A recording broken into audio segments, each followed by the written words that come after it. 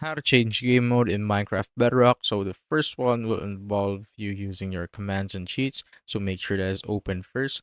Now just open up your chatting commands and just type in slash game mode, then survival, just like so, and just click on enter. And as you can see, it has been automatically set to survival.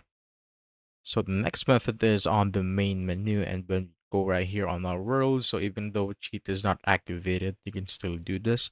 So just simply click on this pencil button on the right side of the world that you want to change the mode of. So just simply click on it, and here on game you will see on a default game mode that it is set to creative. Now you could basically set this to survival, adventure, or creative, anything that you want. So once that's done, just simply go out and just simply open up the game again. And that's how you basically change the game mode in Minecraft Bedrock.